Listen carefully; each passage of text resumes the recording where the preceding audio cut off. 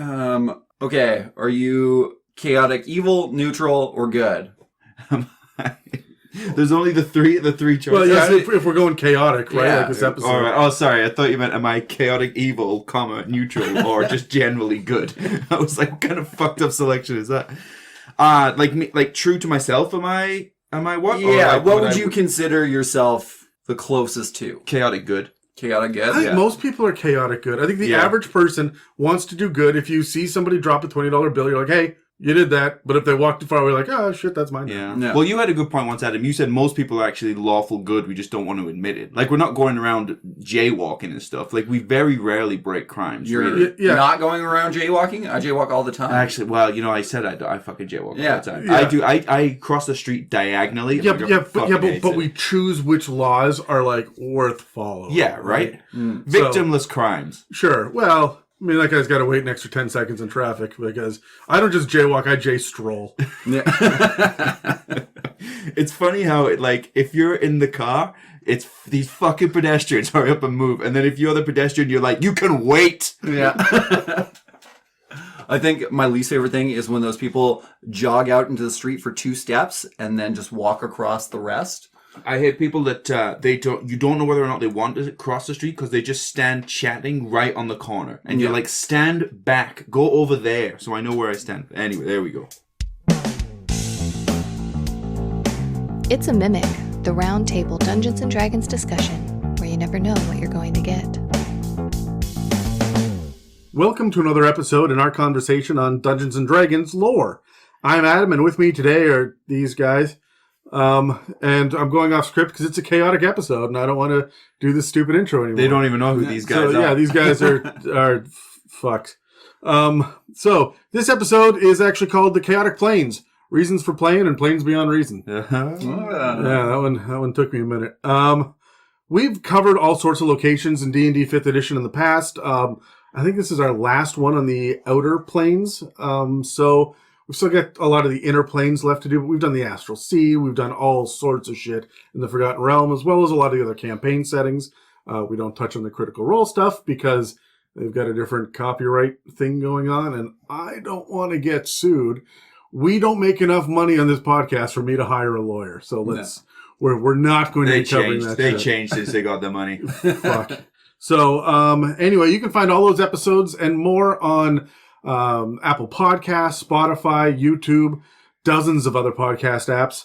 And you can check out the playlist that we have on all these different lores on YouTube as well. Is lores the plural? I guess it's different kinds of lore. Different kinds of lore would be lores, right? Yeah. I mean, if you're talking about hold on, you're British. Are you saying laws? Well, that's right. See, that's how I know I've been assimilated to Canada because I said lore. Yeah, I would just say law.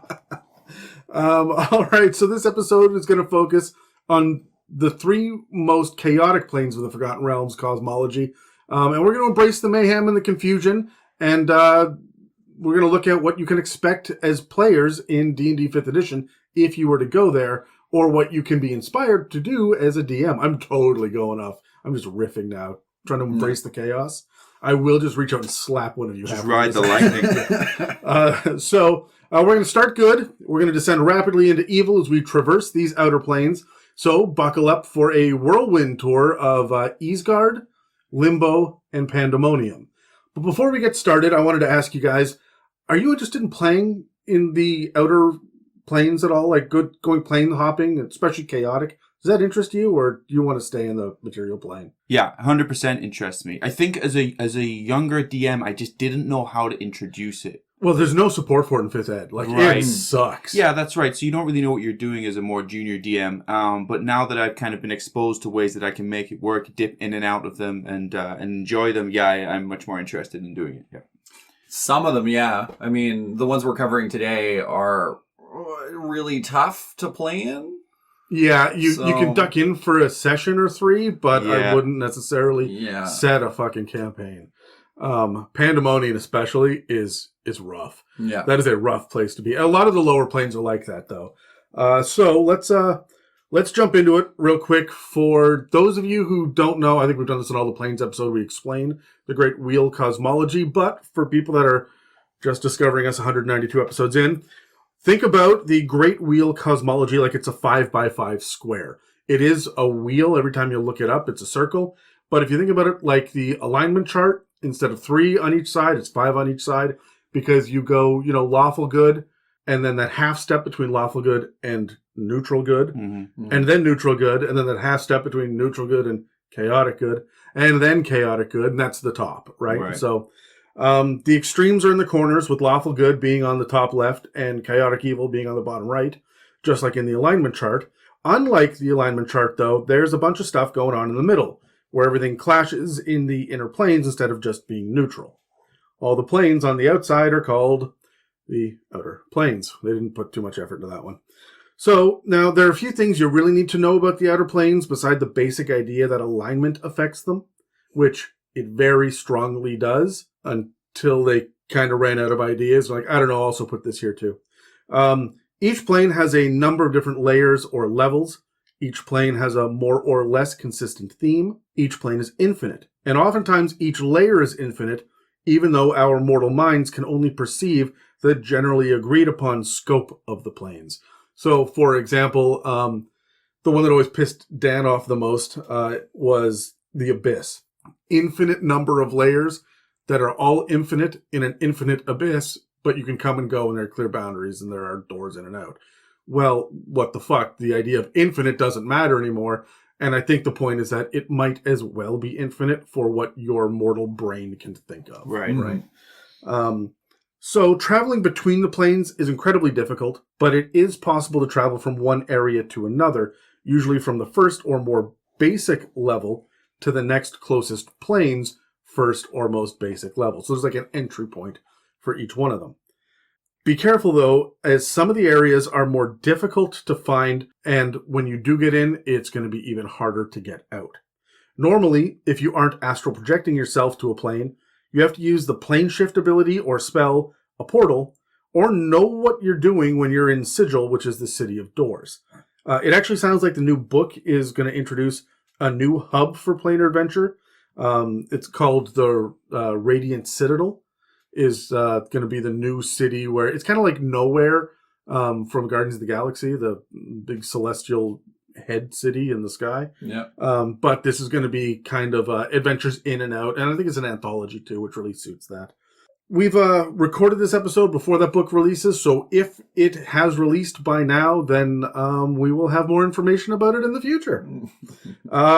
Most outer planes, or the Great Wheel of the Great Wheel Cosmology, act as an afterlife of sorts. When a mortal dies, if their soul isn't fucked with by too much magic, they get to live out the remainder of their days on an outer plane that is appropriate to the way that they lived, or their racial background, their culture, their religion, or sometimes just their alignment. They can even leave, although most don't want to. If you die again, you tend to respawn after a while. It's a little awkward to come back 200 years later and be like, oh, day, it's me again. Fuck. Although fiends and celestials will totally do that shit. They're going to come and go as they please. If you're a native of a plane and not a soul in your afterlife, you will respawn over and over again as well, unless you're on the plane that you're native to. If you're from your original plane, you're on that plane and you die, you just get destroyed. You just blip out of existence. It's not like you're erased from memory, but you just cease to fucking exist.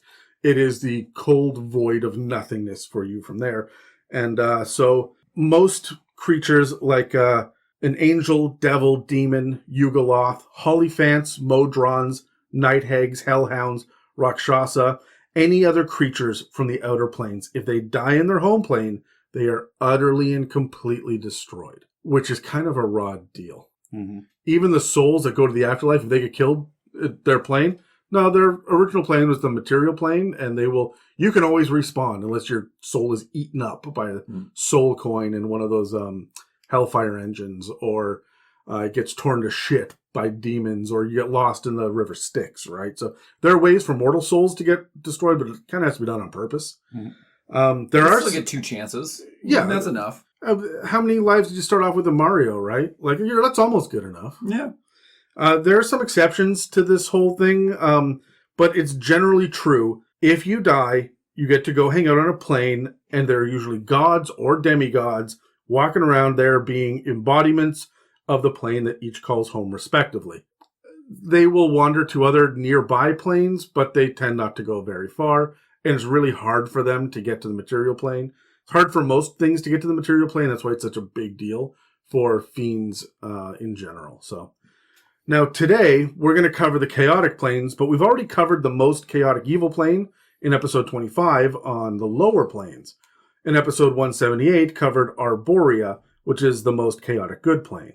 That leaves us with 3 of the least explored planes in 5th edition. Not that any of them were particularly fucking explored in the first place, but nobody talks about these 3. And they had some adventures in previous editions. This kind of sucks. The little brother of planes. Right. Yeah. It's your 727. Yeah. Right? These are biplanes. No, that was Bitopia, probably. Never mind. Bad joke. It wasn't even a joke. That just sucked. Moving on. Before we get into the planes, though, I want to tackle one thing that we haven't talked about on the podcast. I've spoken on about 6 different episodes about the River Styx. I really like the River Styx. Are you familiar with it, Kyle? Yep. For those of you who don't, I know Terry is because we've waxed poetic about it before. Mm-hmm. But for those of you listening who don't know, the River Styx is essentially a river that goes through all the lower planes. And if you fall into it, you lose your memory and your personality, and you get wiped clean, and it's not a good time. There are only like 3 creatures that are immune to its effects. Even gods are a little scared of the waters of the River Styx. However, I want to talk about the Infinite Staircase. Whereas the River Styx is absolutely fraught with danger, the Infinite Staircase is filled with potential. Assuming you can find a door, of course. Tucked away in forgotten places all over the many planes are a series of doors that lead to normal-looking stairs on normal-looking landings. But if you follow the stairs either up or down, you will start to notice that they begin to change. Every door leads to another plane, and sometimes there are multiple doors to the same plane on multiple landings, and they're all out of order. You can go up or down. They're in no particular order, you mean? Not that the doors are out of order. Like they're they're not jammed shut or something like that. Yeah, just waiting like a custodian, like hung up a little sign on the outside of it. Yeah. And they've all got weird, crazy little rules about them. As the stairs progress, they begin to take on the traits of the plane behind the next nearest door.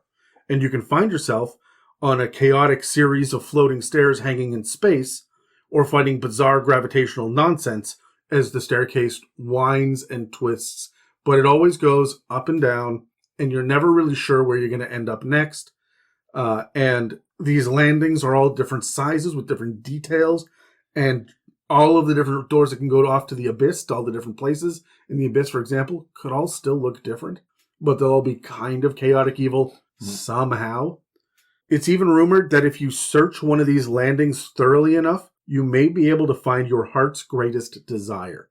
But so I'm sitting there going, how big are these landings and what's on them? Yeah, right. Yeah. Like in my imagination, I immediately expanded it when you said. Yeah, like now it's a forest. With a I door was in it, thinking right? like Hogwarts kind of size. Yeah, and a lot of it is when you think about it, when you read about it, even in previous editions, it is very much a staircase like in Hogwarts. Or it is floating in like radiant nothingness, or through the sky, or there's just like lava lamp shit happening all the way around you for no reason. And then you get to a landing and you're like, well, fuck, this in itself is its own weird little like pocket dimension, its own little demi-plane. But you have to beware. Even though most of the doors have been lost to fable and history and rumor and hazy memory, some are guarded by sphinxes, Yugoloths, angels, and other generally not to be fucked with creatures from the cosmos. All 3 of those are not to be fucked with. Yeah. I love sphinxes, actually, though. I just had my party run across a sphinx and like showed the fuck up out of nowhere. They randomly drew it. I've got now decks of cards with different monsters and shit on them. Oh, yeah. I got it for Christmas. So every time that there's random encounters, I make them roll a d10 and we just count off cards and flip the next one. And it has been amazing. So I'm really enjoying that shit. Let's talk about chaos though for a second. According to the player's handbook, there are 3 chaotic alignments. All right, there's chaotic good. I'm just going to read this directly so we're all on the same page. Chaotic good creatures act as their conscience directs, with little regard for what others expect. copper dragons, many elves, and unicorns are chaotic good. So it's about following your conscience instead of the rules. Chaotic neutral creatures follow their whims, holding their personal freedom above all else. Many barbarians and rogues and some bards are chaotic neutral. Most Americans. My freedom above everything else. So, chaotic evil creatures act with arbitrary violence spurred by their greed, hatred, or bloodlust. Demons, red dragons, and orcs are chaotic evil. You guys see how this is a fucking problem, letting people choose to be these different alignments. Right? Yes. Yeah. Even chaotic good can really be chaotic annoying. Yeah. Yeah. You give them an inch, they'll take a mile. Mm-hmm. Absolutely. So let's grab dice. I have some questions. Let's roll. Oh, I'm purple now. Oh, 15, but I feel like it's not going to last because, bumped down to a 10. I got bumped down to a This 4. thing's difficult. 17. This dice tower. I love it. Okay. I'm going to take a picture of it because it looks like a mimic. Yeah. Yeah. Anyway, so it's a common trope that chaos means either selfish or wacky. Which one is more annoying to you as a player or as a DM, and why? Out of selfish or wacky, or the 3 chaotic variants? Out of selfish or wacky, which Right. one would you be more pissed off to see at your table? For me, because I rolled the highest, I can't handle wacky. I can deal with selfish. As a DM, that gives me something to work with. Yeah. And there are some times when wacky is fine. If you're going to play an all kobold campaign, that's gonna lead to some wackiness. I particularly like involving bullywugs because they're just bullshit creatures that everybody's like rolling their eyes at. Here comes more stupidity. However, there is a fucking limit, and my D&D is not the wacky slapstick. It's a lot of it is for people, but not for me. Yeah. Yours is emotionally traumatizing. That's the goal. But you know where you stand with that. Traumatized. That's Terry. What about you? I agree with you, Adam. I can't stand wacky because, you're right. You know where you stand with selfish, and it is predictable behavior. You can trust that player to remain selfish, and you can work with it.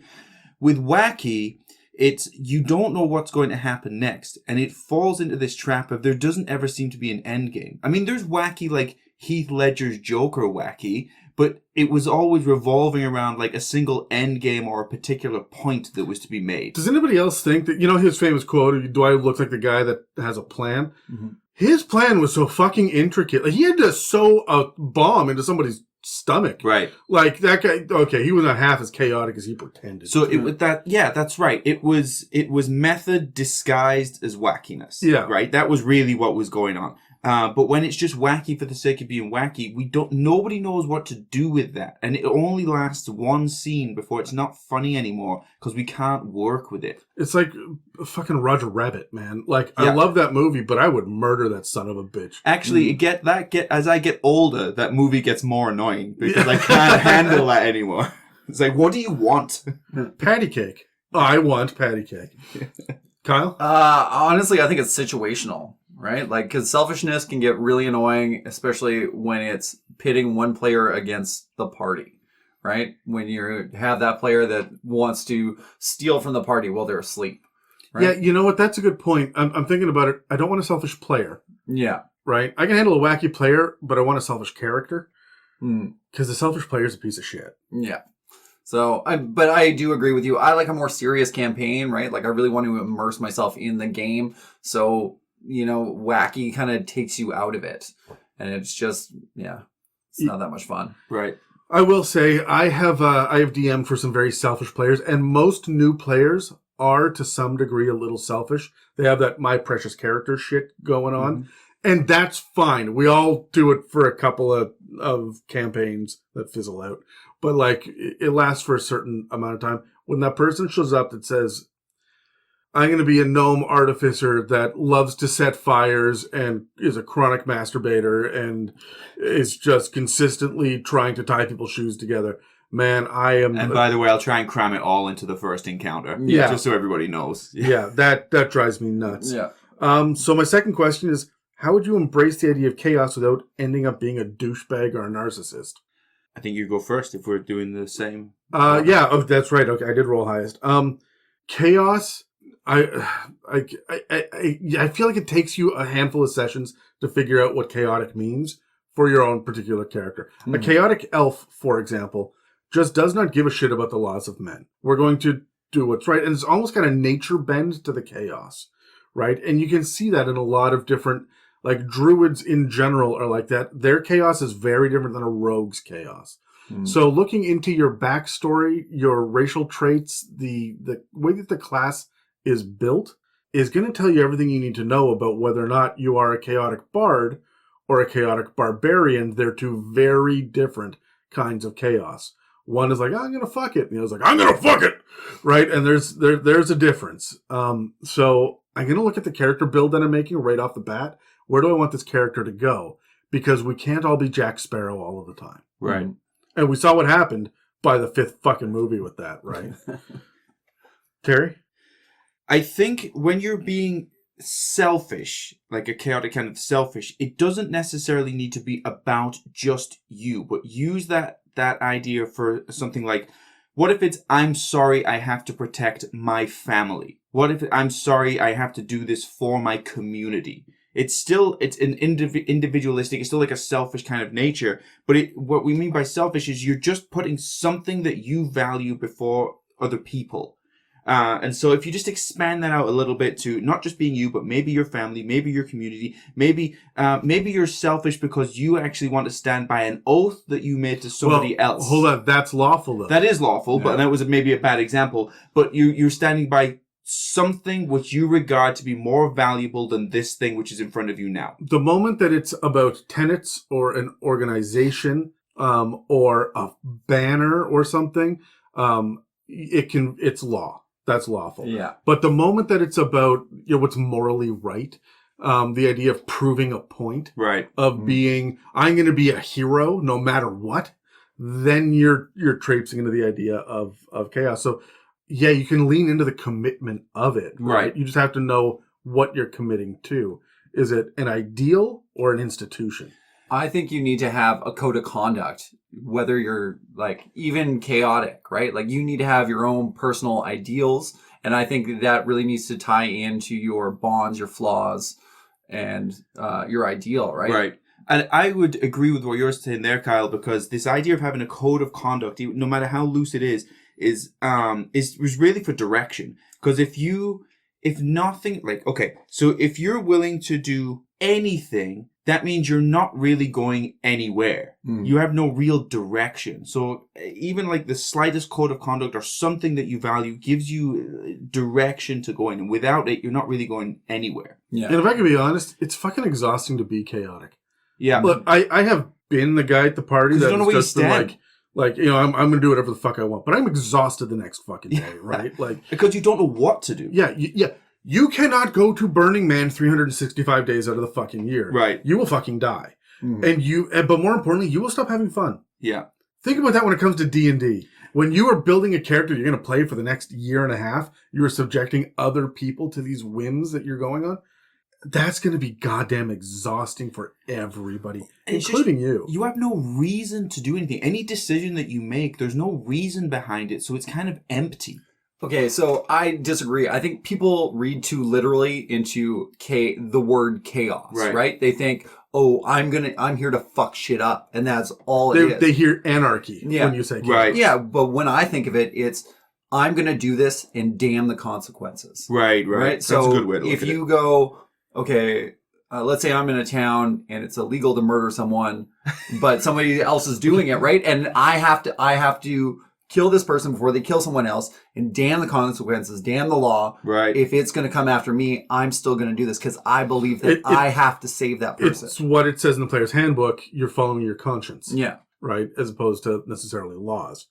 It's interesting because, did you guys see The Batman yet? No. This is going to come out like months after. I have to psych myself up for Robert Pattinson because his eyes freak me out. Like, did they have to make the mask wider? Like, I don't know. Bless him. He's great, though. He is great. I have seen it twice already, and I'm going again on Saturday because Batman's my jam. Okay. But he literally says in the, I'm not afraid to die. Mm-hmm. And he fucking means it. And he's the first, it's almost the first time I've seen that where it wasn't like a brag. It was just a fact. Yeah. Like, I don't care. And then you see him jump off of ledges and like put himself directly in harm's way for the greater good. damn the consequences. Right. And Yeah. I'm sitting here thinking about it like, he was never really lawful good in the first. You're a vigilante, right? Yeah. But like, he's chaotic Mm-hmm. good as far as the eye can see on that Yeah. one. He'll so. blow up Yeah. a city to stop Yeah. the bad guy. A lot of people will say he's lawful because of his own sort of code that he has, which is really only one fucking rule, considering he doesn't follow any others. You know, Yeah. it's a slim argument to say that he's lawful, right? Yeah. Have you guys ever played in the Chaotic Planes before? I never have. No. I don't think I have either. Maybe I don't even think we dipped into it when I was playing with you, Adam.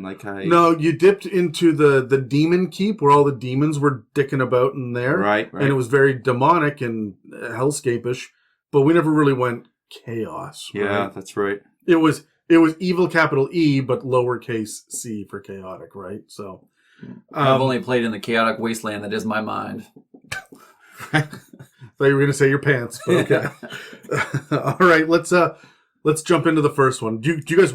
I know I said this earlier. You want to jump into it, right? Do you have a favorite chaotic plane that you want to jump into? I mean, I quite like Pandemonium, but I guess we'll get Yeah. there when we get there. But yeah. Okay. I only skimmed the other two, but I went into Limbo, so... I am fucking all about the Abyss. I'm ready to go in there because the Abyss is technically alive and belching out demons. Yeah. And I fucking love that. That plane has a will of its own, and it's not a good thing. So I'm all about that shit. But I'm gonna cover first. We're gonna launch into the first one. Probably Brad and Megan's favorite plane in general, not just other chaos. And that's Ysgard. So the DMG sucks. It gives Good night. Yeah, it gives one fucking paragraph to each one of these fucking planes, and it is just a pedestrian effort at best.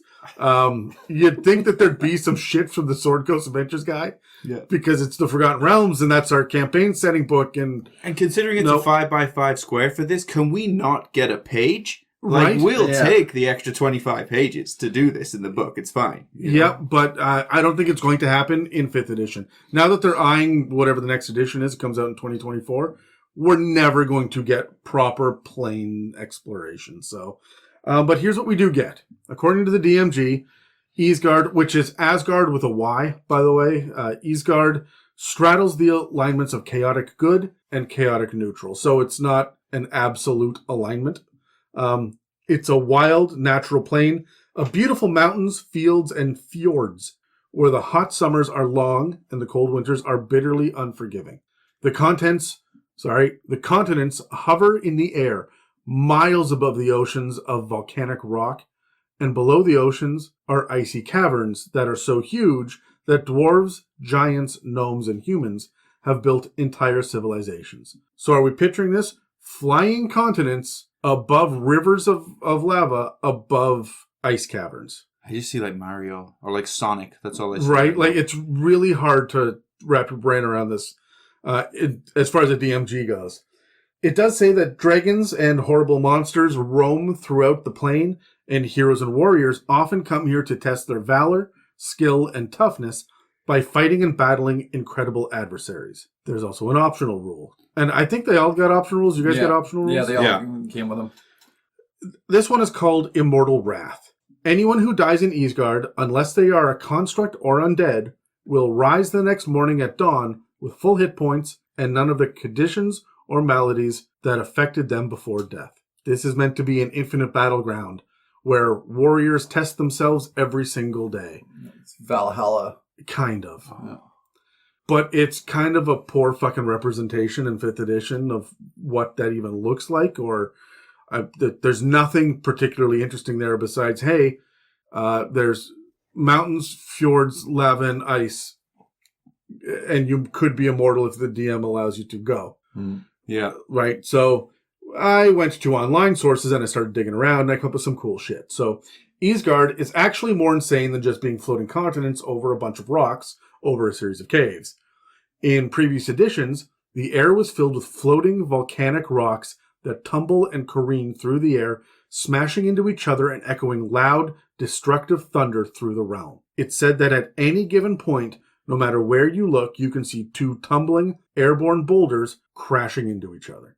So it's just like the asteroid field from Star Wars, in 360 degrees because you're on a floating continent. And there are a number of floating continents up here. Also, this is one of the handful of planes where you can see the other levels of it because it all exists in one physical space, as opposed to having to go through portals and plane hop to get to other places like some of the other planes. Would it be like a ring world kind of thing, where it's all facing in?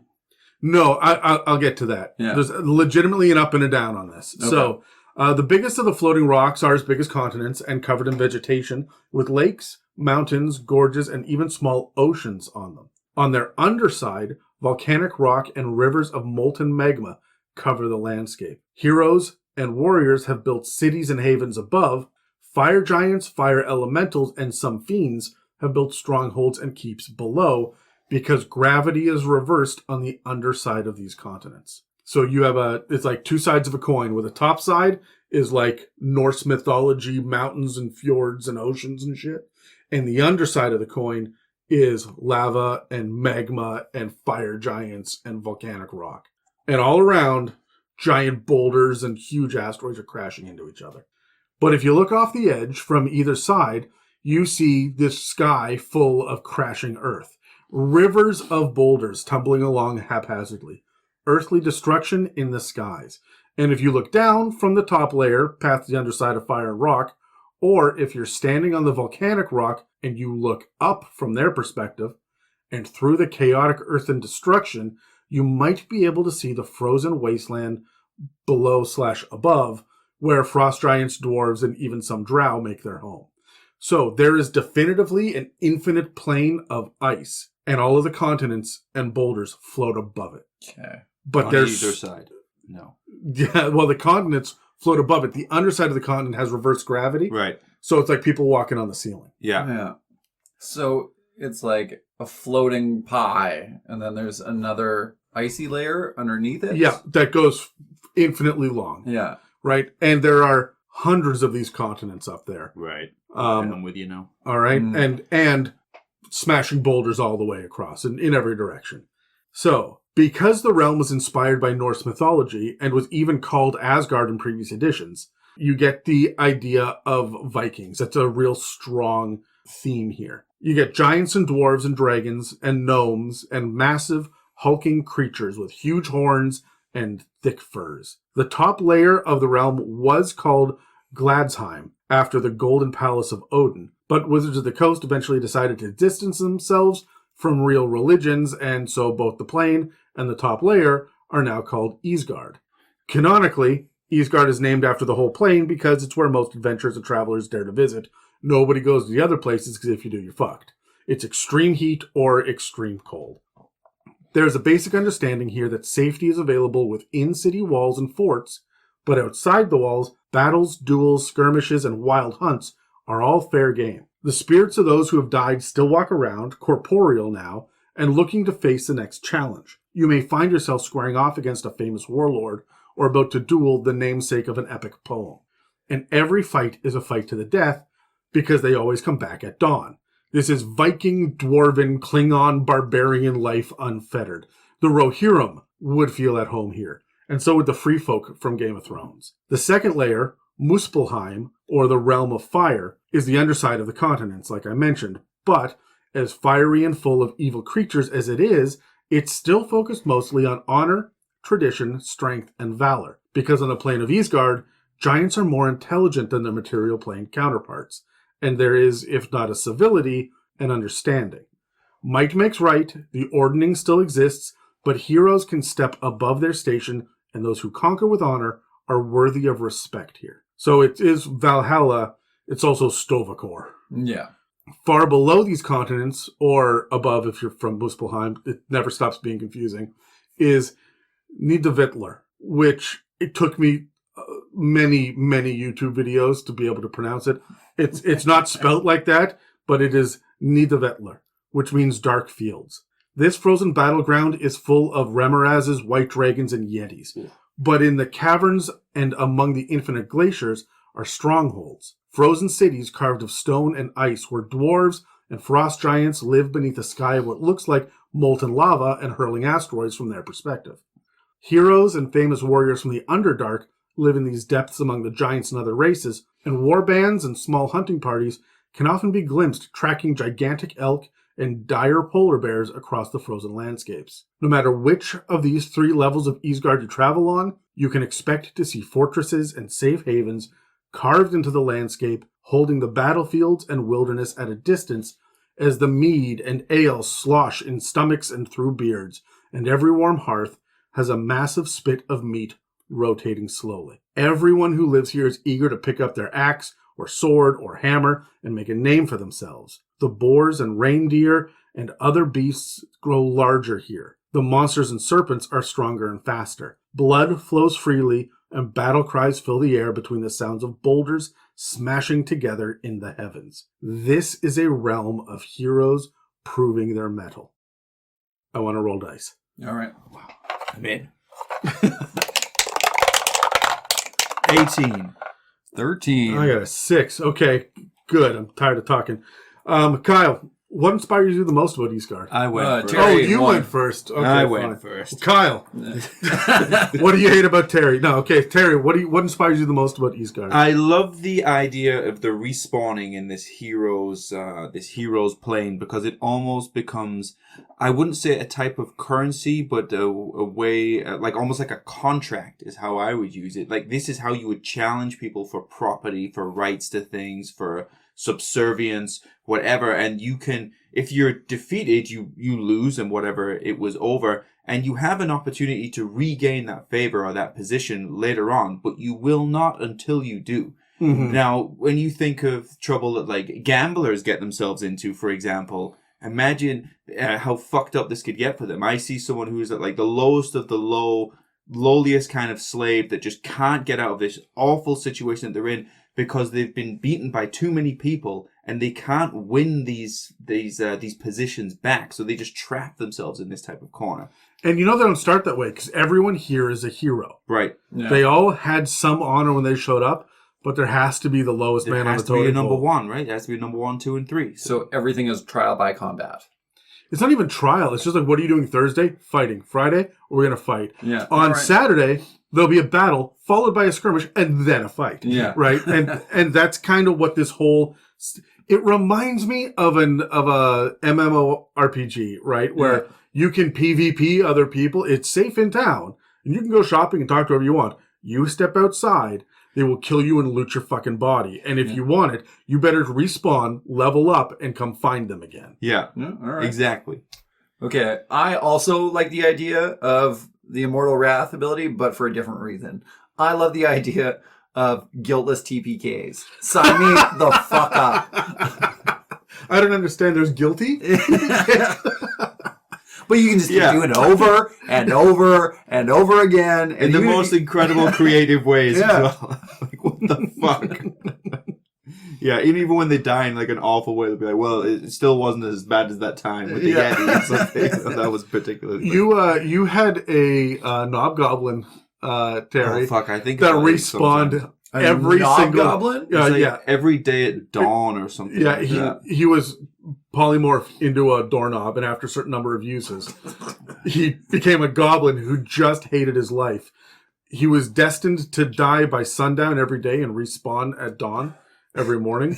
And so he would wake up and just turn to the person who turned the doorknob the last time and spawned him back into a goblin, who was Terry's character. So he just followed around going, kill me. But he woke up like screaming. He would wake up screaming, like coming into the world like Dr. Manhattan did, like one layer of organic material at a time. I had a pregnant half-orc wife in this game as well, who would wake up to this with me every day. Oh, by the way, an armor that I couldn't take off, couldn't take off. I had to have a little bit of it on all the time. Yeah. Adam just came up with the most creative ways for me to fucking annoy this half-orc wife of mine. Like, can you imagine the guy in Ysgard who's the worst fighter out there? He just wants to get to the next city. But every fucking day he steps out and he gets 48% of the way there and then dies. Yeah. He's going to wake up back, right? Like he's doing the same trek over and over. Like that level on Donkey Kong, or the Ninja Turtles game or something. Yeah. Like impossible levels you can never get Oh, through. The Greek guy who's Prometheus, Yeah. who gets his liver eaten by birds every morning, and then it regrows at night. And you gotta, Or what's the Tom Cruise movie? Edge of Oblivion. Was that Oblivion where he's Edge of Tomorrow, Yeah. where he just keeps dying and reliving the same day over. Fuck, that would suck. You'd have to put like a Bill Murray, like Groundhog Day Yeah. character in there. And then you actually kill him, and it's actually Bill Murray from Zombieland, and it's just not good. It just keeps going. So, Terry, do you have a good plot hook that you would see a party end up on Ysgard for? Oh, I think I don't have the details down, but it would be something around that concept of the impossible level that you can never get through. But it needs to be optional, like a really, really big boon that they want to get to. Or maybe it can be like a plot hook, like for the campaign, but where they just have to keep coming back and coming up with a new plan. Okay, that didn't fucking work this time, but I know this time, definitely, we can do it this time. But let them opt in and out of it. Like, okay, let's go away. Let's do that side quest real quick. Yeah. I know if we take a week, we think about it, we'll come back, we'll definitely do it this time. Get a level, and then come back and try Yeah, it we'll get again. a level, then we'll try it again. Yeah. Okay. Mine is there's some kind of war going on in Ysgard, and so they attempt to summon Toral's mightiest warriors to help them in the battle, but instead they get your level 1 party. But instead, you get these fucking guys. Because Loki changed the roster, so it summons your level 1 party, and they get sent out on all these impossible battles, and then just get fucking pulverized, and then respawn, and then go out again, and you throw in some like easier battles, let them win every once in a while, and like level up even if they lose, blah blah blah, and then just keep fucking killing them over and over. Just that would be a quick way to break them out. Whatever I shouldn't say whatever dumb fucking characters they've come up with, but like if you get like the Edgelord and the Horny Bard and the Lawful Stupid Paladin, like all in the same party, like I'll smash this out of you real fast. So you line them all up and just stop. Yeah, you won't care about having your hood over your eyes all the time after this. Yeah. And for a more traditional plot hook, you have heroes from generations past up here. Go find the guy and bring him back, or go get his one sword that will be able to do the thing. Yeah. Right? Especially, I'd tie that into your Goliath, dwarf, half-orc character, right? Like, their ancestor. They gotta go find him. And he's up there battling every day and just getting better and better and better at it. And you've got to go up there and be worthy. Right. And what does that mean? Right. And so I think that would be a lot of fun for your barbarian, your brutal barbarian type. Right.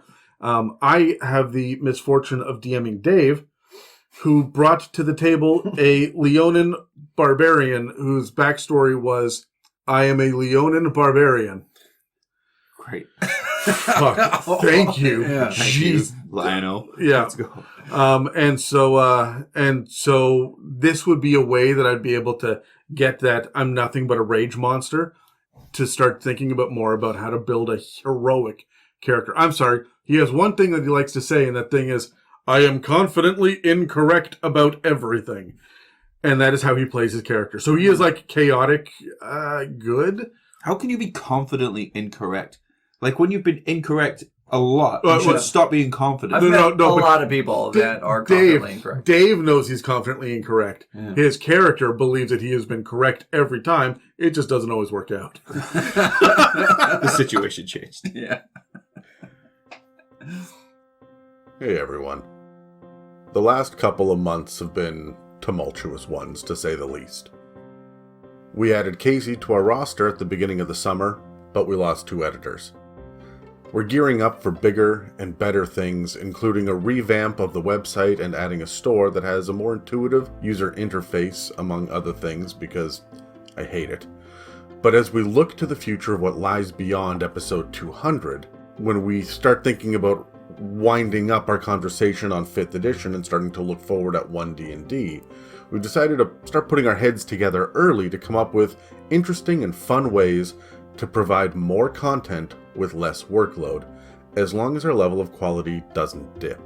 But the biggest upheavals, and the reason everything has gone on a hiatus for the last 2 weeks, are good ones. They're the fact that Dan is now a part owner of a company, and Mieka and I got engaged over the summer. Now, weddings aren't cheap, so I picked up a second job. You know, I love Halloween. It's my favorite time of year. And so I'm working at a Halloween store right now. Small, short little PSA in the middle of this. Be better people when you're consumers. All right, rant over. But as I am overworked and freaking out and trying to save as much money as I possibly can, I just had to buy a new car too. There's a lot going on in my life. Mieka got her dream job. And that's going to allow her to not only make a shit ton more money, but also to work remotely, which means she's going to be moving up here in the new year. Like real early in the new year. And for the first time in over 5.5 years, Mieka and I will finally be able to live together. It's incredibly exciting, but it's also incredibly frightening.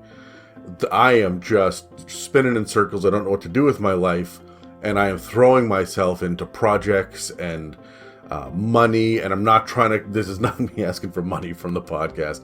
I'm just saying I picked up a second job. So we're really focused on that as well as the podcast. I'm trying to set it up so that it's going to run itself, because man, planning a wedding from the opposite corner of the continent is not going to be cheap, and it's not going to be easy, and it's just been absolute chaos. But let me tell you, it's been great chaos. And I am so happy. Things are going really well, and I just wanted to give everybody an update that we're excited for the future. And while the last couple of months have been chaotic and crazy, I have never been so hopeful for my own personal life, the state of the podcast, and the involvement of other people in creating what It's a Mimic should be, which is a number of voices all coming together to interact with different perspectives, to tear apart and look at the guts of what exactly this hobby has to offer. What are our inspirations? What are our ideas? And this is what we wanted to do from the very beginning, and we're getting there. And so I'm really excited. And I wanted to say thank you to everyone who's been sticking around this far. I'm going to try to get some sort of accelerated release schedule back so that the last 2 weeks don't hurt us too bad. But as it is right now, things are going well. I don't expect there's going to be any more hiccups moving forward. And I'm really excited for what's going to happen beyond episode 200. And let me tell you right now, episode 200 is going to be a doozy. It's going to be something unlike anything you've ever heard from us before. And it's going to change everything. All right, I think that is you, Terry. I'm host 3, I think. You are host 3? Yeah. Oh, shit. Yeah. I guess that means me. That was just Pandemonium. Little old me. Not yet. We left Kyle in limbo there. Yeah. So, Limbo is chaotic neutral, and it is 5 layers of pure, delicious chaos that are fun for the whole family. How low can you go? Number 5? All right. Oh, yeah, Limbo joke. Okay. It took me a second. That's Fucking hell, Kyle. You're the new Terry. Come on, man. I know. It's hard. When you're focused on the content you're about to deliver, you're not thinking about potential. About whatever shit Adam's about to spew. Yeah, that's exactly what always happens with me. I'm like, what are you talking about? I'm about to talk about this thing, which I'm nervous that I might bumble off my that words. you told me I had to do a week ago. Yeah, I know. Sorry, Kyle. The floor is yours. Yeah, so it's fun for the whole family. If your family's idea of fun is the possibility of being eaten, driven mad, or yeeted into the great unknown. Transitory and subject to the whims of its inhabitants, its landscape is always in flux, with matter changing from solid stone to liquid to ice to burning flame in mere moments. A strong enough mind can settle the raging torrent, however, creating pockets of stability. A strong enough entity can even create their own realms that will remain for years after they've left. It has no gravity to speak of, so creatures float through the plane by thinking of moving and voila, can move up to their movement speed in any direction. Also, if you toss something, it is just gonna keep going until it hits something. Like the laws of physics don't apply here. Yeah, there is no gravity. It is... You're in space, essentially. But you can think your way through. It's like when you astral project into the astral plane. Yeah. You got to have an intelligence score to be able to move.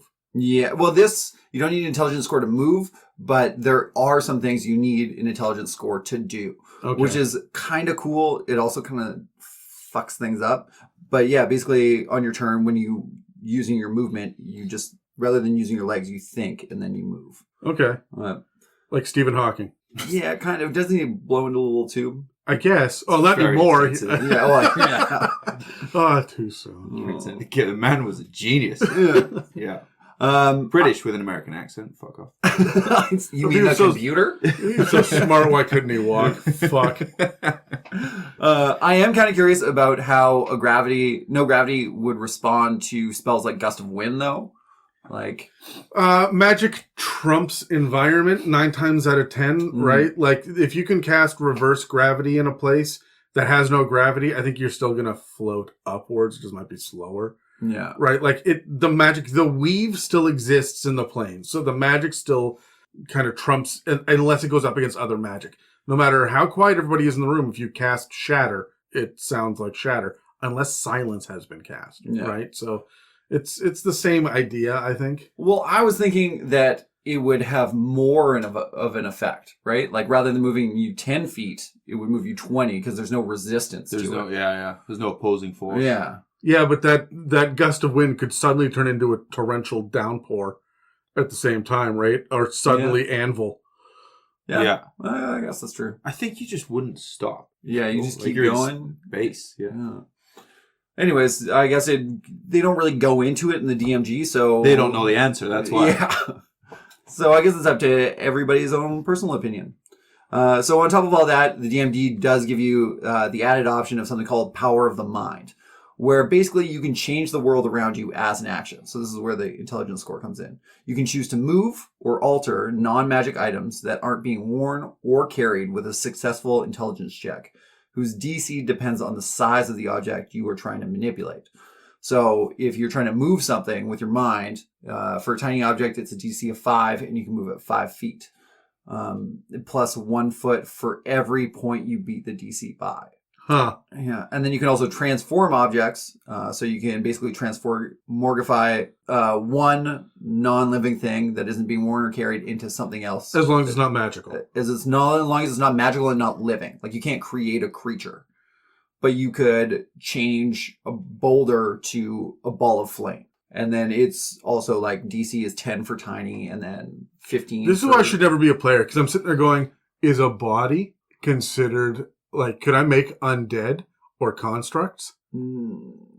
I myself would rule no as a DM, but as a player. Is a dead creature considered an object? Well, and I think so. You can target it with the target object with the spell, right? You'd be able to target it, so it's technically an object, but then you can raise it from the dead or, zombify it. And so maybe they meant non-creature. Non-creature. You can't create a creature. Yeah. Okay. Which I guess helps simplify it. So in terms of denizens, many have made Limbo over the years. Their home, including the Batraki, Targus, Tempest Foehammer, Mistral, but the two most prominent and permanent ones are the Slad and the Githzerai. The Githzerai. Githzerai. If you are not familiar with Gith, and I'm assuming most people aren't in 5th edition, they're super fucking badass and cool. We will do an episode on them in the future.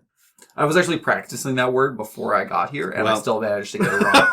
Fucked it up. Yeah, we do that. You also mispronounced denizens, but I let it go. It's fine. Yeah. Go on. Thanks, Terry. So magnanimous of you. Thank you. You mean Magnum Anus? No, I'm not kidding. It's Magnamamus. Magnum anus. So the Slads are nomads throughout this plane, creating no permanent structures themselves, but they do spend time at a lovely little place called the Spawning Stone, which coincidentally is also what Adam names his penis. It is. The spawning stone? Yeah. That'd be your balls, the spawning stones? I guess that's your Fuck. That's incredible. I'm going to remember that. So anyways, I'm pretty sure you can figure out what they do there. Different Slag clans will fight over the Spawning Stone and then procreate. Which also... Because of the stone or just by the stone? At the stone. No, yeah, that's like the only place they can. No, well, yeah, because Slod need to infect a living creature. Again, we're going to do Sloddy episodes, so I'm really excited about that. But they get... you infect someone with, like, the tadpole. If I am a Slod and I cut you... and What? If I am a Slod and I cut you, and you have, like, a wound that opens... a tadpole from like my body will end up It's making inside, it a vagina. and then grow inside you and burst your arm off, and it will spawn from your body like within 24 hours or something crazy. It's been a while since I've looked at Slod. And so a red one will do that and then a green one will appear, and then a green one will do that, and then a red one will appear. And sometimes they'll make a blue one, which is super badass and crazy. They've got a whole weird hierarchy and shit, but they can only spawn by implanting their tadpoles in people's fucking bodies and then exploding out of their chest alien style. And it's fucking crazy. The spawning stone is the only place where they can bump uglies and actually like... If that's how they do it, that's their right, okay? No slot shaming here. Sorry, I'm just going to cut in here for a quick second because I got all that totally fucking wrong. There are slot episodes that'll be coming sometime in the next few months. So if you can hold off on those, that'd be great. Otherwise, go look them up. I'm like 40% right in my information because I'm remembering and confusing information from like 2 editions ago. So when it comes to Slod, yes, they do weird tadpole shit when they cut you open. Yes, they bump uglies at the spawning stone. But their procreation methods are strange, but not the way that I described it. So I highly recommend you look it up. And I apologize to the 4 of you out there that were just screaming at your speakers. So, as for the Gith, they do have a couple of notable places to visit, including Shraktlor, a military city-state ruled by a mysterious figure known only as the Great Githzerai. Githzerai. Ah, fuck a duck. Yeah, man, we've all done it. It's like the most aggressive, non-aggressive. Fuck a duck. Okay, well, you rhymed it, so. The Great Githzerai. Yes, you got it. Of who little is known, but is revered as a deity king. Outsiders are not welcome here, really, and are often relegated to encampments outside the city walls to prevent spying on their defenses. And then there was also the monastery of Zurth ad Lun, a stabilized sphere about a quarter mile in diameter, led by Sensei Belthomius. The monastery is laid out kind of like an MC Escher painting, with stairs that lead to walls and ceilings that take advantage of a lack of gravity in Limbo. Here, outsiders are actually welcome and can stay up to a week visiting, or several months if they wish to partake in the training the monastery offers. It's cool. Githzerai, if you don't know, just really, really quickly, are one half of the Gith. There's Githyanki, who are in the Astral Sea, Right. and are essentially sky pirates. And then there's the Githzerai, who are monks. And We've covered these guys, right? we've discussed the feel like- Githyanki in the Astral Sea episode. It was a long time It was a long time ago. So, like, over 140 episodes or something. Like, it's been a Yeah. fucking while since we've talked about it. But the Githzerai are monk warriors that used to be enslaved by the Mind Flayers, and then they broke free and they went their own way, and they will kill anything illicit on sight. So that's why they have these fortresses in Limbo, because they've got enough discipline to be able to wield over this crazy chaos, right? And then their enemies can't get them here. Yeah. Like, I low-key love Limbo because it's fun. Yeah. Like, a fucking it's madhouse. just, it's Yeah. batshit crazy. Yeah. And I really like the dichotomy between the Slod and the Geth, right? You have this one really well-functioning kind of machine, and then these other guys just flying through space, fucking at a stone. and they're chaotic as all fuck too. Like, Oh, yeah. If one of them dies, the other's like, oh shit, Yeah. keep going. Like, they are the most chaotic parts of demons and goblins and everything else you could possibly think of, and they're just pure evil. Like demons are bloodthirsty, battle hungry. Slod just want chaos. It just want to destroy fucking everything. Right. Well, apparently, from like some of the history that I was reading about this too, is that the first inhabitants were the Batraki, and they're kind of like a frog people. They're one of the creator races, Yeah. and they worshipped Ramandos. Ramandos. Yeah, and he basically sent them there, and then he mutated them. So apparently, the Batraki are the progenitors of the Slod. Oh, that's neat. I didn't Yeah. know that. Yeah. Because we don't have enough fucking frog people in this goddamn Yeah, game. I was just thinking that. More frog and fish people, sure. There are a It shit sounded ton. slightly sarcastic. There are so many of them, and I don't understand why. But, I mean, here's more. Like, Yeah. let's go. Yeah, because then there's some creatures that we're kind of missing. There's people that you think we would kind of bleed Like into? dog people? Where the fuck are the dog people? Knowles? No, it's hyena people. Mongrel folk? Well, that's just racist. Yeah, that wasn't great. I completely skipped that in my The mongrel Curse of folk? Strahd. Yeah, I was like, we're not it's- going to touch that. I don't think there's no benefit to it. Yeah. Werewolves? Again, lycanthropes. Like, they're still... I guess that's as close as you get shifters, maybe? Yeah. But only some of them? And dogs is different breeds at that point as well, right? You know, Nobody wants to be a werepoodle? right? Exactly that. I bet they're vicious, though. Yeah, I bet. And surprisingly large. I'm always shocked at how big poodles are. Yeah. I fucking hate. I Poodles. fucking hate poodles, too. You know what I hate? The fashionable dog right now is like the Labradoodles. Fuck those Yeah. dogs. I'd rather not, but you do you, Terry. Jeez. Do you have any more, Kyle? No, that's pretty much it. All right, let's grab dice again. Okay, sorry, Kyle's gonna whip that foam at you. It's okay. Nobody at home. I'll knows whatever. forgive you this one time. How about this? 17. Suck Oh, a dick. Now it's a 12. Oh, yeah. I Who got got the the 20? 17. You did? No, Kyle did. All right, Kyle. So, what inspires you the most about Limbo? Okay, I really like the optional rule, which is going to be the same, I feel, about all of these. But the one that basically allows the players to affect the plane around them. Granted, you and your party are going to need some serious theater of the mind skills to be able to pull this off. But I think it has the potential for some really memorable games. I also think you need to have a social contract before you sit down to do this, that you are not going to just immediately fuck with that other party member Yeah. who is like, oh, hey, it's my mother's medallion. Bloop, no, it isn't. Yeah. Well, not worn or carried. So, Not Warner Carey. yeah, Okay. you can only affect stuff that... And non-magical. And So non-magical. you can't fuck with each other too much, but when one person's like, okay, I'm going to make that doorknob a lock, and the person's like, I'm going to undo it. Yeah. Now you're just taking sides against each other, and like, you really want a lot of NP. Now that's interesting. This is counterspelling counterspell, right? Like, you can go crazy with this if you have enough villains. Yeah.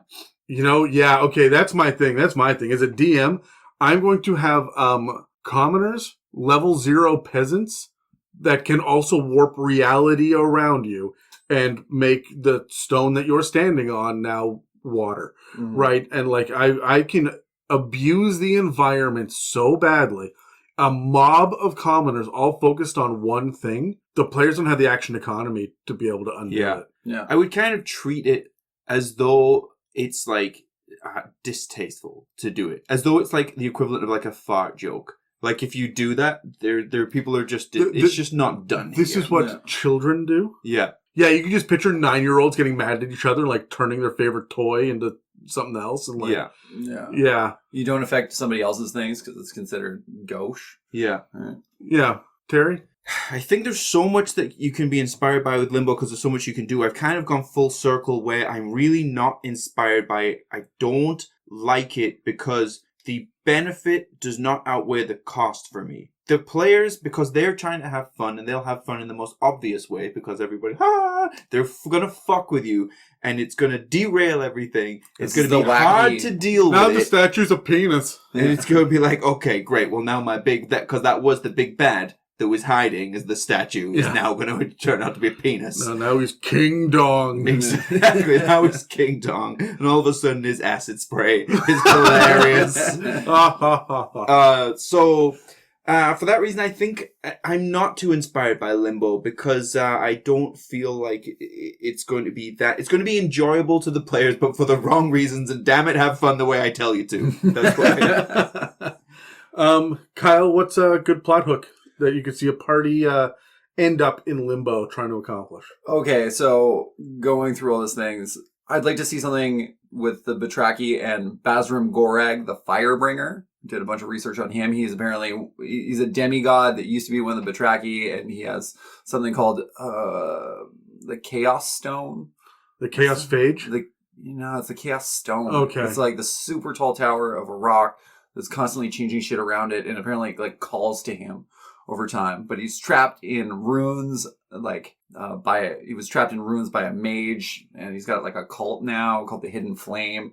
And I would love to see something. This feels like 1st and 2nd edition adventures that have become canon. entirely possible. A lot of this like demigod shit was previous editions adventures. Yeah. And then you would, that's how Vecna got as powerful and then depowered and then repowered again. Okay. Is because these were all little modules and adventure paths and shit. Yeah. So Well, isn't that kind of like what happened with Tashes in 5th edition? yeah. So either way, I just thought he was a really cool character, and it's a 2-headed frog person that can polymorph. That's fun. And he's a firebringer. Yeah, he's called the he- Firebringer. Is he a fire-breathing toad? Because I'm totally into that shit. Yeah. Yeah, that's pretty badass. I don't know. For me, I'm going to lean on the Githzerai.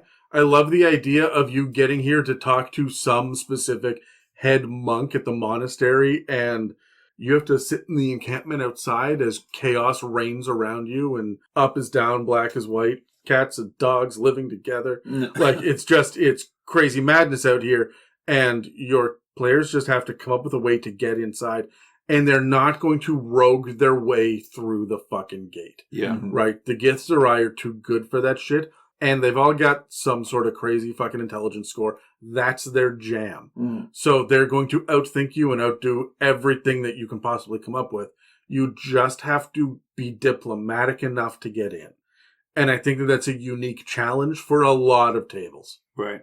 I think I would embrace the chaos of it in the sense that it would be an agreed upon space where perhaps negotiations would happen with like big bads or opposing armies or something like that. Because it's like, look, hey, this place is so fucking ridiculous. Neither one of us is going to be able to predict what's going to happen. There's no way that we can pull a strategic advantage on each other in this place. And so it's kind of so crazy that it's ideal for us to kind of sit down and talk to each other. Because there's just no way that you could plan how to defeat the other person in this environment. So I would kind of make Limbo like Switzerland, like a neutral state where people often go to basically talk things out, and you can have like a more kind of social encounter puzzles there. Okay. Yeah. What's the fuckiest thing you can do with this power? Of where you can just change anything into anything? Yeah. Like, haha, your peanut butter sandwich is now a glass sandwich. Fuck you. Right. Like, what's the fuckiest thing that you can come up with right off the top of your head right now? I'm just turning the floor to fire. Like, yeah, fuck, why not, right? Yeah. And it's any object, right? But it's not really clear on... No, you said the size of... No, the size of the object is only for moving it, right? Size will affect the DC for changing it. Okay. So, yeah, a tiny object is DC 10. Small object is 15. Medium is 20. And so on and so forth all the way. Yeah. You won't be able to do a gargantuan object. You can't... No. You just can't do a fucking castle. Yeah. Okay, I mean, that's fair, but I mean, still, DC 30 to change a fucking carriage? There's gonna be some wizards that can do that shit. Right. And, like, rightly so. Finally, intelligence is getting something else to do besides religion checks. Yeah. Right? Like, Yeah, that's right. Terry, do you have a fuckiest thing you could think of? I feel like it's so crazy that even what I think of creative is not that creative. I'm like, haha, everybody has to sleep, so I turn your bed covers into concrete and crush you, and it's like, that's the most creative thing. I don't know how crazy I can get. At this point, I'm just pranking people. Like, the toilet seat becomes solid. That's it. And now That's you've why I pooped. don't like it. Yeah, I mentioned to you guys earlier, I fucking hate pranks, and I don't want to deal with it. I don't Yeah. want to be here. That's the thing. If you're sitting on a toilet seat, is it considered being worn? No. No, it's wearing you, I think. Yeah, you're definitely... Nobody wears a toilet. Yeah. Well, I mean, it's touching. Yeah, but that doesn't mean My you're butt is wearing caressing it. Is your butt caressing it? Is it a caressing motion when would you were say sitting on the so. can? I would Like, say how you- so. And it's not that you're carrying it, because it's carrying you. Unless you're on the toilet True. in reverse gravity, in which case you Yeah. would be carrying it. Or You're sitting backwards on a toilet and you're holding the tank. Or you are Like, is it Butters on South Park? you're saying good job to the toilet seat as you're pooping, so you are carrying it emotionally. Right. Whoa, fine steed. Thank you for supporting me. Yeah. It's my turn to support you. And are we sitting on toilets the wrong way around? Does it make more sense to sit the other way around? Because I feel like it does, but whatever. Then you have a table to play with your micro machines. Come on. Put chocolate Is that what you call it, Kyle? Your micro machine? table to play with your micro machine? Okay. Well, I feel this is a great time to remind everybody about our social media. So you guys can check us out on Instagram, Facebook, and at r/it'samimic on Reddit. Guys, remember, if you want to email us about anything, any questions, queries, not complaints, we don't read them, Any mailbag questions, info@itsamimic.com. We love positive reviews, sharing on our social media, and word of mouth is how we get news of the podcast out there. So don't forget to hit us up on our channels, and somebody eventually will read it. Yeah, and everybody just looks at me because, I do read it, even the complaints, and it keeps me warm at night. What damage could we possibly be causing to the world? I can imagine the court going, wait, and somebody on the internet said they were mad at you for what? And what damage are you causing with your local indie Dungeons and Dragons podcast? Because they said, get Zaray, fuck! Yeah, even the judge is like, I can't even read this complaint. I don't know. I'm going to get cancelled from trying to read the complaint out. Okay, I guess we're moving on to me then. Yep, time for some Pandemonium. I'm going to talk about Pandemonium I want today. you to know that I saw your notes online. I went through and I corrected all the spelling. It was Pandemonium all the way through. Was it really? I wonder if that's like autocorrect or something. I have Grammarly on my do you? laptop, so it might automatically. Okay, well, I thought it was adorable, Terry. Thank you. Did you thought really it was, see that? Yeah, that it was a bunch of pandas on the fucking... I wonder why that was, because I didn't actually type Pandemonium out at any point. It was like copy paste and then adjusting and moving things around and that sort of stuff. So I don't know, maybe some Grammarly. Thanks, Grammarly. Sponsor us. Because we use you for our show notes. Yeah, are you saying it's your grandma Lee? Is that what my grandma Lee? Your Grammarly? Pandemonium. So I see split consensus on whether or not it's chaotic neutral or chaotic evil. I think arguably it straddles both. I would argue neutral because I don't think the plane is directly evil in what it's doing, but you guys judge for yourself based on what I tell you right now. So Pandemonium is considered evil. It's evil. It's completely evil without question, but it is essentially considered to be a plane of madness. It's a great mass of rock which is riddled with tunnels that have been carved out by howling winds that plague this plane. It is incredibly cold. It's noisy. It's dark. There is no natural light. It is the worst possible environment you think to be in as a human. The wind is so great there that it will quickly extinguish any non-magical open flame. So that's your torches, that's your campfires. So your human fighter cannot hear or see anything in this place. You're relying on lanterns, I guess, or the light cantrip. Yeah, that's right. Yeah. So conversation is barely possible. It's only possible by yelling, and even then the mechanic is up to a maximum of 10 feet. Consequently, creatures have disadvantage on any ability check that relies on hearing while you're on Pandemonium. Most of the plane's inhabitants are actually creatures that have been banished to this plane, and of course they have no hope of escape. Many of them will have been driven mad by the incessant winds, and they will be forced to take shelter wherever they can in places where the winds will die down until they just sound like distant kind of cries of torment, which is how they're depicted to sound on Pandemonium. So that's from the Dungeon Master's Guide.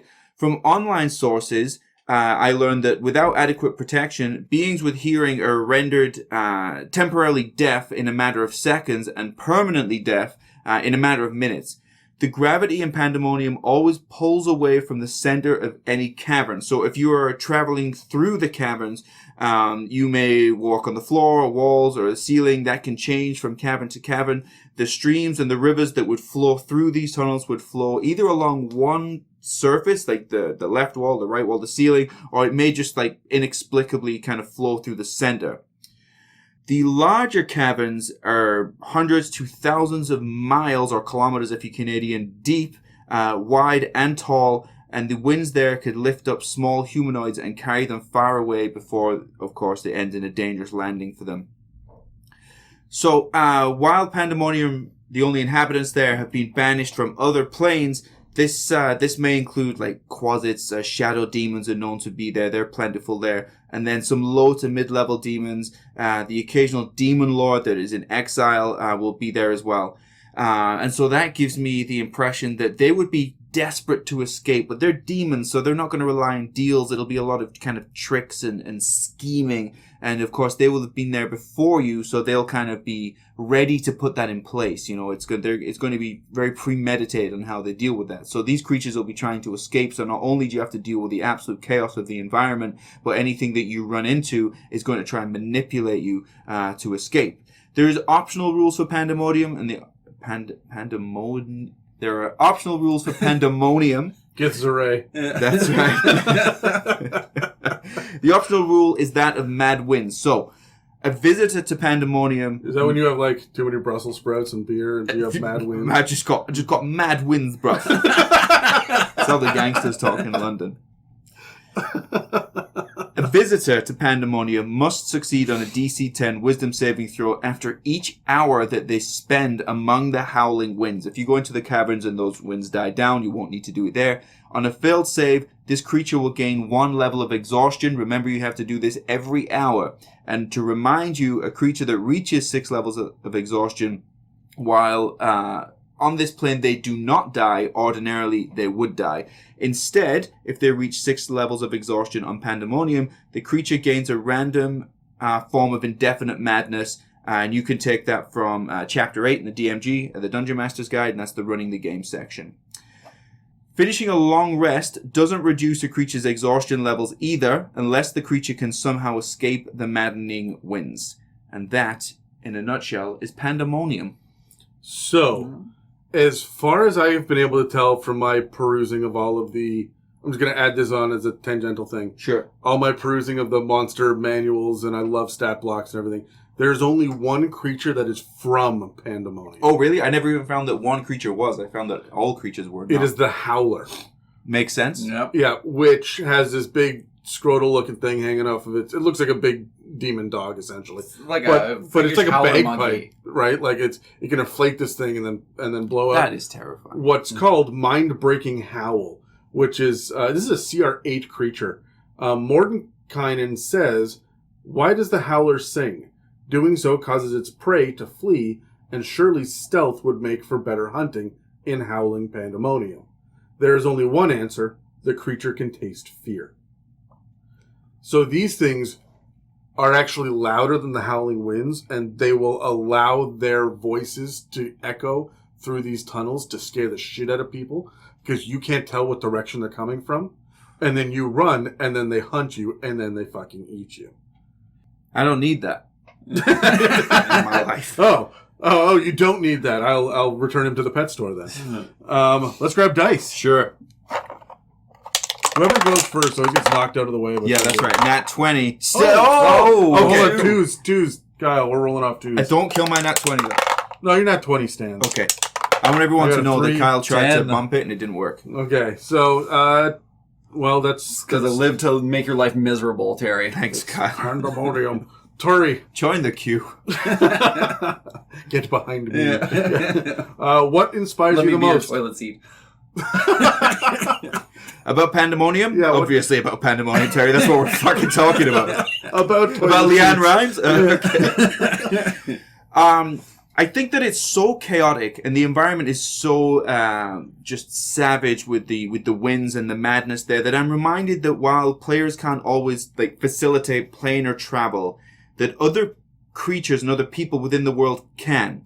So the DM can control kind of dipping in and out of planes like this to make what would be regular encounters much more interesting. So it's let's use combat first. That's an obvious one. So it's not just a combat counter. How do you handle combat counter when you can't hear each other? When you're going to go mad very quickly? When you're in this kind of environment? But also a social encounter or a skill challenge where the players may have thought it was going to be very obvious what needs to be done. And you kind of pull the rug from under them when you put it in a place such as Pandemonium. And there's very powerful creatures in the world where, or there's portals and things everywhere where you can put that encounter in Pandemonium. So I was inspired to use that type of environment more often in the game. If I can't get the players to Pandemonium, I'll bring the effects of Pandemonium to them. I'm going to expand on that a little bit because I just saw that I have more notes, if that's okay. Sure, yeah. In fact, no, guys, go ahead. I'll slip it in next time I make a point. I bet you will. Kyle, All right. I guess what inspires me the most would be a toss-up between the party not being able to hear each other from more than 10 feet away, and the mad winds.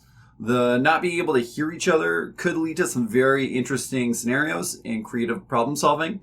Also, I would make the party actually yell at each other, just for shits and gigs, you know? At the table? Yeah. The neighbors will love you. Yeah. Just for shits and grins. As for the mad winds, It's fun to say mad winds. yeah, also, I guess I got inspired by the spirit of chaos when I was going through all this, and I figured to, really simulate the mad winds and get my players immersed in the environment, I would bring a big-ass box fan and just point it at the table. I thought you were going to say bagpipe. I don't know where he was going. He started stuttering for a second as well, like he was nervous to say it. I was trying to hold off laughing on myself. Okay. You just you get a big ass box fan and point it right at the table, so there's just fucking papers flying in your players' faces, driving them literally mad. Yeah. What about does it blow things out of your hands? I wonder if the wizard is I pull out my scroll of fuck. Was it Gust? Was that what you were about to say? Because no. Look, I love this. Okay, how do you guys do portals? Just wondering. If a portal opens up, can you see through it into the other plane, or is it just like a shimmering pool that you have to step through? And God knows, Stargate style. What's on the other side? Oh no, I do it so that you can see through it, like it's ripped open, time and space. Yeah. Okay, so it's an open door. Kyle, how do you do it? Shimmering. Yeah, you do it shimmering. Yeah. I go back with if you can pass back and forth through it, you can see it if you're in control. If it's naturally occurring or it's a one-way portal, it's shimmering and difficult to control. So, however, I like the idea of somebody, the big bad evil guy is coming to fuck your shit up when the portal opens and you hear the howling winds of Pandemonium. And then the silhouette starts walking through the tunnel on the other side of the portal towards the portal. Right. Getting bigger and stomping its feet. And you can hear just the screeching howls of torment as they step out into the pit. That is a great opening. Here's my big bad evil guy. Just stomping forward, not concerned at all. And he looks you square in the eye and pulls out the cotton balls out of his ears. Hi! but I really... All the creatures are deaf, right? As they come through to the prime material plane. That's a good sign that they're always yelling. Yeah. No, I really like that as an intro. That's the big inspiration for me is the being able to see it and know that shit is about to hit the fan. This does feel evil to me. Right. Yeah. Because it's just misery. You can't survive here.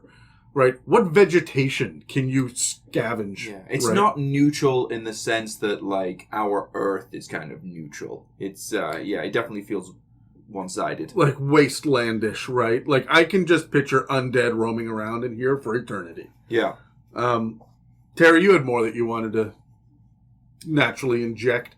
So it reminded me actually that the death is not the worst thing that can happen to players, and that or to their characters. Or their characters. Yes, sorry. Death is the worst thing that can happen to the players, I suppose, or their characters. And when you have effects or environments like this, the cost of failing encounters or failing skill challenges shouldn't always just be death, because I think players would be more afraid of their character becoming deaf forever. But it's, hey, you know where you stand with it. There's consequences to what you do. And it just kind of reminded me of, hey, you can make the game fun by having different consequences to death. Yeah, absolutely. Kyle, what's a good plot hook that you would see a party end up in Pandemonium? See, I don't know if there's really a plot hook that I see bringing a party to Pandemonium. Banish. Yeah. Right? Yeah, it's more of a punishment, right? If they piss off some super powerful being, they get sent there for a certain amount of time, or they get caught in some wild magic bullshit, and then they get sent there for a little bit. And it's less of you need to go get this MacGuffin, and more of you just need to survive this. Yeah, get out somehow. Yeah. Terry, you were next. It's banishment or it's a rescue mission. That's what I think. It's a prison break, essentially. Pandemonium's like Australia. Right? That's where I was going with this, actually. That was going to be my thing, because when your bard doesn't show up for a session or two, have them banished to Pandemonium, because that's where you send bards. No one can hear you, and you're going to go deaf. Yeah. I'm sorry, bards would just be pissed Yeah. about that, right? So send the bard there. Oh, because he can't hold a tune anymore. Yeah. Yeah. And then everybody else has to go rescue him. Also, can I just point out real quick, it's really the 5th level of exhaustion that's the scariest for me because it reduces your movement to 0. Right. Whatever the 6th level is, it is now coming. Like, that's a foregone conclusion. You're fucked. At 5th level, you are relying upon someone else coming and rescuing you and hauling your ass out of there. And as we know, it's the Chaos episode, your party members will not do that. Yeah. And if you're the bard, no one's coming. Oh! That was a happy accident. Just like what happened with the bard was a happy accident. Any final thoughts from you guys about these chaotic planes?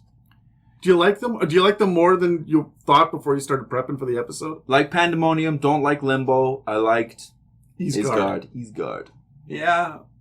I like them, but I think I'll only see limited use out of them. They're It's a not going nice- to feature prominently It's anywhere. a nice place to visit, but I wouldn't want to live there. And also, it makes me think after this, like, just to touch on Pandemonium again. I mean, how much do we need to flesh this out? Really? You know, like, Yeah. I get it. How much can you really do there? Yeah. So how can you build? I wanted to ask, did you have different layers and levels to yours? Yeah, there is 4 different levels to Pandemonium, actually. But they're all essentially the same kind of shit. Yeah, it just, like, some elements of it, just depending on which level you are more exaggerated. Yeah. This one's louder, this one's colder, this one's darker. Yeah, that's right. Yeah. Yeah. Limbo. There's more tunnels here. Didn't really have much. Like it has 5 layers, but they don't really have geography or Of course. anything like that. Yeah, it's just right? it's just moving around Yeah, crazy. they were shit. named after deities from Earth. Like there's 2 Indian ones, a Japanese one, and then there's one just called the Lost Gods, and nobody knows what's there. Well, shit. Yeah, Well, that's a plot hook. Right? yeah. Gods die all of the time, right? But where do they go? There. It's just a waiting room full of gods. It actually is Limbo. It's them sitting in just like a white room, just Muzak playing. It's the girl from Yeah. Ipanema going on in the background. Yeah. Oh, fuck. It's a fucking Rod Stewart. Or, yeah, the waiting room from Beetlejuice. Yeah, exactly, right? Number 9,407,000. Yeah. Calling number 3. So I guess that's all for this discussion on the chaotic planes. But there are a lot of other planes in Dungeons and Dragons, so subscribe or follow and check back regularly to see what inspirations and insights we'll have for you in the future. Next week, we'll be discussing 3 noteworthy but often ignored playable races in D&D 5th edition. If you'd like to support us, we have a donate button on our website at www.itsamimic.com, as well as store for some sweet-ass merch. We also rely on word of mouth to get news of the podcast out there to the community. So please pass the word to everyone you know. And that's that we're available on iTunes, Spotify, and YouTube, as well as most other podcast apps. Thanks again for listening to It's a Mimic, where you never know what you're gonna get. This has been an It's a Mimic production. Inquiries, requests, and questions for our mailbags can be sent to info@itsamimic.com. As I was the one who covered Pandemonium today, and Pandemonium is known for having creatures be banished to it, so it's inhabited by, it's luck of the draw. You don't know who you're going to be rooming with, essentially. My question to you is, out of all of the intelligent creatures, which one would you most like to have as a roommate? Thinking outside of, like, the core races. We rolling for it? Sure, let's Okay. do it. I got 10.